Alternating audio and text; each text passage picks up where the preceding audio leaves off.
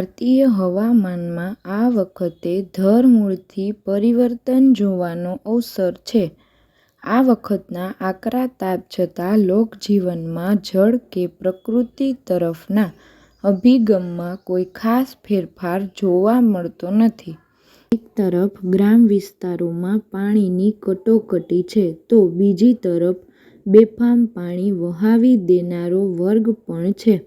બિહાર, ઓરિસ્સા અને બુંદેલખંડમાં પીવાના પાણીની જે કાયમી તંગી છે એનાથી દેશ અજાણ છે. હમણાં 2 દિવસ પહેલાં કેન-બેતવા નદી જોડાણની વિરુદ્ધમાં હજારો આદિવાસીઓ બુંદેલખંડમાં આખો દિવસ નદીના વહેતા પાણીમાં ઊભા રહ્યા.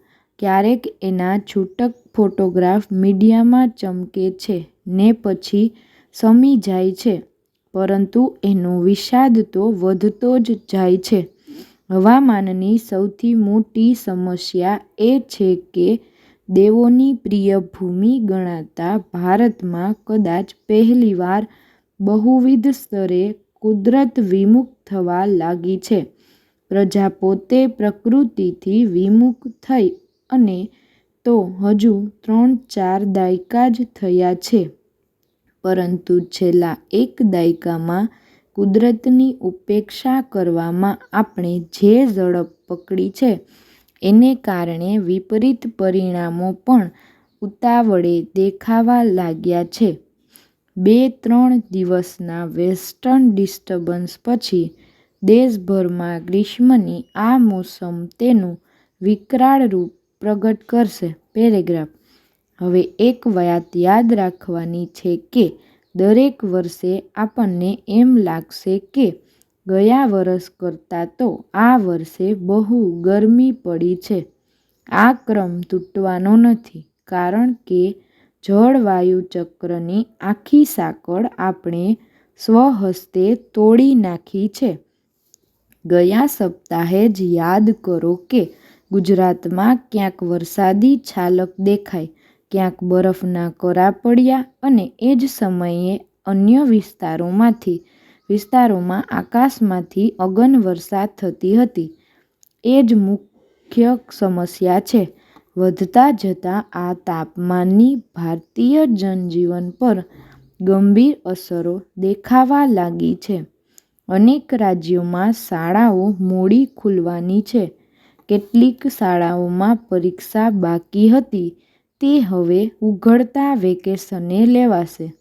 આપણા દેશને દર ઉનાળે ધોમ તડકામાં જ પરીક્ષા લેવાનું દોઢડાપણ કોણે શીખવાડ્યું છે? અને હજુય એ કોની પ્રતિજ્ઞા છે કે પંખા પણ ચાલતા ન હોય એવી ખખડધજ શાળાઓમાં બેસાડીને દેશના કરોડો વિદ્યાર્થીઓની ભર બપોરે જ પરીક્ષા લેવી? પેરેગ્રાફ: ગયા વર્ષે દેશના અનેક શહેરોનું ઉષ્ણતામાન 46 ડિગ્રીને ઓળંગવા લાગ્યું હતું. પણ આ કેવી ભયાનક આપત્તિ છે એનો કદાચ સરકાર અને પ્રજા બંનેને ખ્યાલ નથી. અને જેને ખ્યાલ છે એ પર્યાવરણવિદોની વાત સાંભળવા કોઈ તૈયાર નથી. આ વર્ષે દેશના સરેરાશ તાપમાનમાં 1 ડિગ્રીનો વધારો થઈ જવાની દહેશત છે.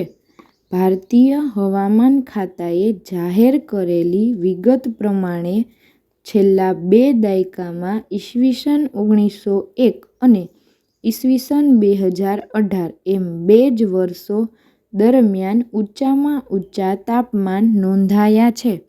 પરંતુ એમ લાગે છે કે આ વરસ કોઈ નવો વિક્રમ લઈને આવેલું છે. હમણાં મોસમની જાણકારી આપનારી જગખ્યાત વેબસાઇટ એલડોરેડોએ દુનિયાના સૌથી વધુ ગરમ એટલે કે ગરમાગરમ 15 સ્થાનોનું લિસ્ટ જાહેર કર્યું છે અને દુર્ભાગ્યે એ તમામ સ્થાનો ભારતમાં છે.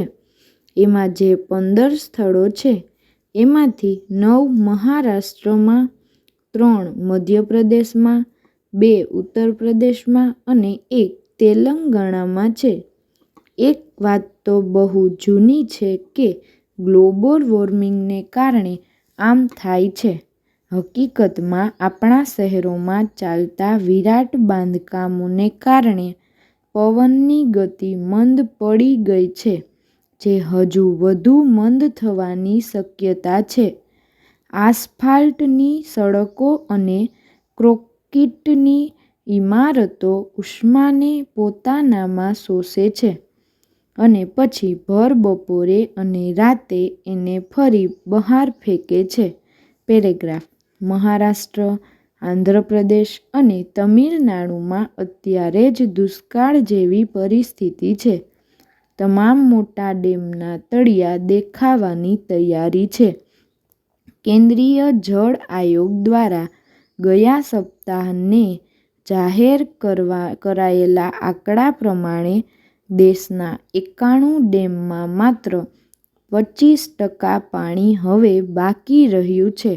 વળી આ વખતે વરસાદ પૂર્વની આગોતરી છાલક એટલે કે પ્રી-મોન્સૂન શાવરમાં પણ 25%ની ઘટ નિશ્ચિત છે. એટલે એ તો વધારાનું નુકસાન છે. એનો અર્થ એ છે કે ચોમાસાની પૂરેપૂરી જમાવટ થાય એ પહેલાં તો દેશમાં પીવાના પાણી માટેની કાગારોડ મચી જવાની છે, જે હકીકત છે. એક તો રાજનેતાઓનો વધુમાં વધુ સમય રાજકીય પ્રવૃત્તિઓમાં જ પસાર થયો છે. દેશના લાખો છેવાડાના ગામો અને એના નાગરિકોની સ્થિતિ શું થશે એ કલ્પના જ ચિંતાજનક છે.